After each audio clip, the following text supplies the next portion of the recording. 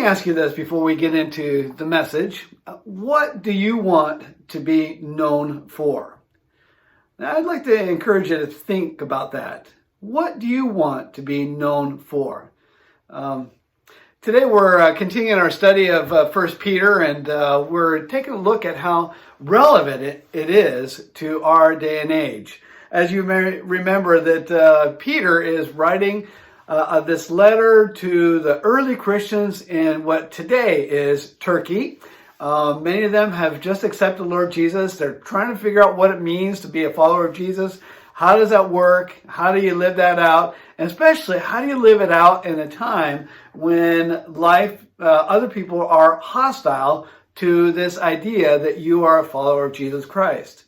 So he's been explaining and encouraging them to understand that they're a unique people, people that is dedicated to God, that now have their own ideas and philosophy, culture and way of thinking. And as Christians, we do have a very different way of looking at life, how we live out life, our values, those kinds of things, because we are a unique people. He then goes on, if you remember, and we talked about our relationship with the government, and then our relationship with slave-master relationship, and then we also looked at the husband-wife relationship. And now he is actually getting into how do you live that out amongst each other as well as in the environment that may be hostile to you. So how do you do that? How do you live that out? So he is explaining to us what we should be thinking and doing. And so I want to encourage you to be a blessing to other people, because that's what Peter tells us to do. So listen to what Peter has to say. Finally, all of you be like-minded, be sympathetic, love one another, be compassionate and humble. Do not repay evil with evil or insult with insult. On the contrary, repay evil with blessing. Because of this, you were called so that you may inherit a blessing. For whoever would love life and see good days must keep their tongue from evil and their lips from deceitful speech. They must turn from evil and do good. They must seek peace and pursue it. For the eyes of the Lord are on the righteous, and his ears are attentive to their prayer. But the face of the Lord is against those who do evil. So Peter is just kind of reminding the people of that day that they need to be living a life that is good, that is a blessing to other people, and that helps to live out the values of this new group of people, this holy nation that he talks about, this chosen people. And so, he is challenging them to be a blessing to other people. Now, a number of years ago, I had the opportunity to live in Alabama for a few, I was doing training with the Army, and I distinctly remember one of the things that the people of the South like to say or do. A lot of times, if you come up to somebody and you offer to help them to do something, maybe pick up a bag of groceries for them or something like that, they often will say, "Bless you for doing that."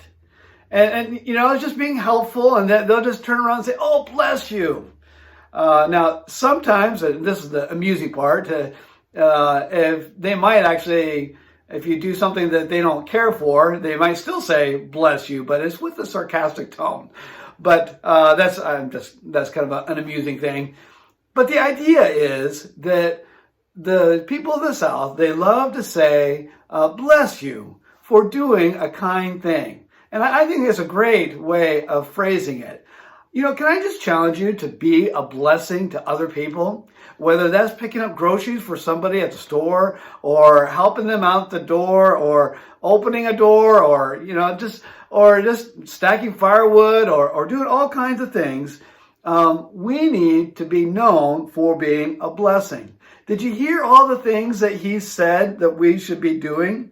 He says, be like-minded. So we need to kind of think the same, similar ideas, and he says, be sympathetic, right? That's just the idea that we need to be caring for those around us and for those. And he says, love one another. Can I just tell you that that love stuff needs to be the thing that you are known for? As a matter of fact, you may remember that Jesus himself says this. He says, "A new command I give you, love one another. As I have loved you, so you must love one another. By this, everyone will know that you are my disciples if you love one another." Can I just tell you, if you are a follower of Jesus Christ, that love stuff needs to be oozing out of you in so many different areas of life. Whether it's to other believers or even to unbelievers. Peter is telling us in the passage we're looking at that everything about us needs to be done in such a way that we are being a blessing to other people. That they can't accuse us of anything wrong. And even if they do accuse us, that they will be put to shame for saying false things about us. Can I just encourage you? I know that right now we are living in a time that people are actually rather hostile to believers, to our values. I mean, we're getting legislation that's coming at us that is really counter to what we believe as followers of Jesus Christ. There's just a lot of things that are coming along that are just downright evil. But that does not mean that we respond back by doing evil things to them. Does that make sense? Rather, we need to be people that deeply care for other people. We need to be a blessing to other people. We need to express our faith in Jesus Christ by all the good things that we are doing. And can I point out a couple of things here from this passage? He's actually quoting from Psalm 34, and it says, "Who would love life and see good days must keep their tongue from evil and their lips from deceitful speech." Can I tell you that there is so much lying and anger and things that are being said, like Facebook and Twitter and all those kinds of things. I avoid those things now. I don't really care for them at all. But how are you supposed to respond to those kinds of things? Are you supposed to turn around and use your fingers to type out angry insults and things like that against them? Can I encourage you that that is not what God is calling us to? Rather, God is calling us to speak the truth with love, okay, with love. And we need to be able to say things nicely, with care and compassion, with sympathy, as he already has taught us. In verse 9 it says, "Do not repay evil with evil or insult with insult." So in other words, don't get back at somebody that just insulted you or said something unkind about you. Rather, we need to be people that really care for others. On the contrary, it says we need to repay evil with what? Blessing. Can I just encourage you? People are watching your life. What would they say about you? Are you expressing God's love for other people? And is it very evident in how you act and treat other people? So even if somebody says something mean about you or ugly about you or insults you, can you not worry about what they say and instead bless them? So you could be like the people of the South and say, "Bless you." And you can bless other people. Verse 11 says, "They must turn from evil and do good. They must seek peace and pursue it."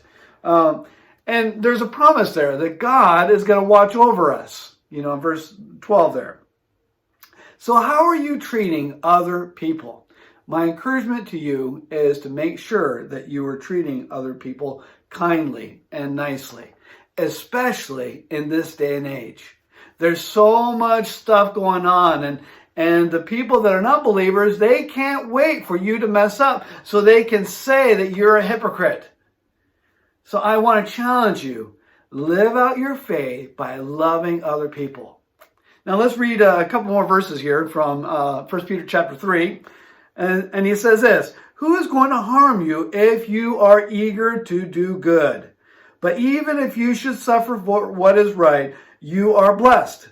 Do not fear their threats or be frightened, but in your hearts revere Christ as Lord.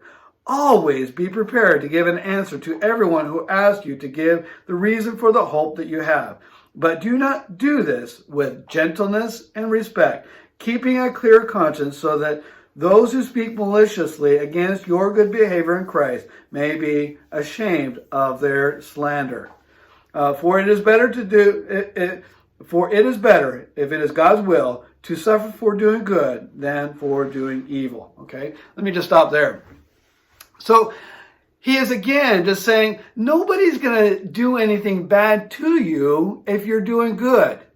And even if, and this is a rare thing, even if somebody does want to harm you or say things against you, they will be shamed, because all everybody is going to see is all the good works that you are doing. See, the good works don't save us, but rather they're an expression of our love for God that we want to express to other people. And can I just tell you that when you are known for doing good things, people are going to wonder, what is going on with you?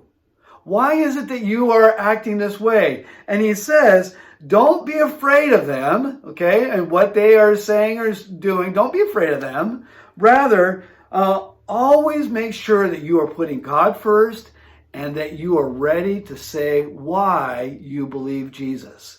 Why are you doing these good things? Maybe you're helping feed the poor, or maybe you're just helping your neighbor out. Maybe you're helping someone mow the lawn that can't do it. Maybe, whatever it is, that you are known for doing good things.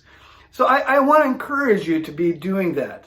I can just tell you right now that Mother Teresa, she's the nun that treated, many people knew about her. She's since passed away, but I have never heard of anybody complain or say anything against her, because she was known for feeding the poor. Now, let me just conclude by just saying a short story of a guy that I met. I read his book, and fascinating story. He was a guy that he was serving God, and he felt that God was telling him to go visit Iran. A number of years ago. He is a dual citizen, U.S. and Swiss. He used a Swiss passport to go into the country. He was ministering to a number of believers in Iran. And then he went to the airport to leave the country. And as soon as he checked in, the authorities came and says, "Come follow me." And soon they hauled him off to prison. And he wound up being in prison, in this notorious prison outside of Tehran for about, I think it's 6 to 8 months. I forgot now how long. But as he was in there, every day they would, one of the guys would come in and torture him. They would beat him and they would harm him and they would question him. And they were asking what he was doing in the country, and they were trying to get him to admit that he was a spy. He was not. And he was just really struggling. He thought maybe after a few weeks he would be let go, but it just kept going week after week after week. And finally, after a while, he was just, he admits that he was starting to think about suicide, because he was just so distraught at all this, being beat up so much. And one night he says that God really spoke to him and says, "You know what you need to do? You need to love the guy that's doing the torturing, the one that's beating you up every day. You need to love him." And he's like, "How do I do that in prison? He's the one that's beating me. I'm not doing anything." He says, "You love him." And so he goes, "Okay, Lord, I'll do that." And this, the next day, he says that he was brought into where the interrogator was. And he said to the interrogator, "You know what? God told me to say that I love you, and I really do. Can I give you a hug?" And the interrogator was so shocked by that statement that he actually started weeping, and then finally just sent him back to his jail, and then left, and he never saw him again. But he knows that God spoke to that guy. The interrogator, and you know that's his job. He beats people up all the time, and he is torturing people all the time. And he said that he could not do it anymore. And so God, we don't know what's happened to that guy, but maybe God ends up meeting him. I don't know. But it did another thing for this man. He as soon as he was able to express love, he just felt God's love for him. He felt the release and forgiveness to those that were torturing him. And he says it was amazing. Within a few days, he was actually released and was able to leave Iran. I say that because this is an example of somebody who realized that they needed to give an answer to why they believe what they believe. And he did. He shared the gospel with them. But it was a tough situation. So can I just challenge you? I'm not expecting any of us to be persecuted like that, but we never know. We are living in a hostile environment these days, and I just really want to encourage you to be a blessing to other people. My prayer is that you would just be known for being a blessing to other people. So that's my encouragement to you. I encourage you to read this passage again from 1 Peter chapter 3 and live by that. It would be really, really good. And just be careful with what comes out of your mouth as well as what comes out of your fingers as you're typing, because we need to be a blessing to other people for Christ's sake. And then we need to be ready to share the good news with other people on why we have the hope we do. I hope that's an encouragement to you. I want to thank you again for listening to this message. And I just encourage you to keep your eyes on Jesus. He's in charge. He knows what's best. And keep the faith and be a blessing to other people. Thanks again for listening. Again, hit the like button. And thanks again for watching. See you later. Bye-bye.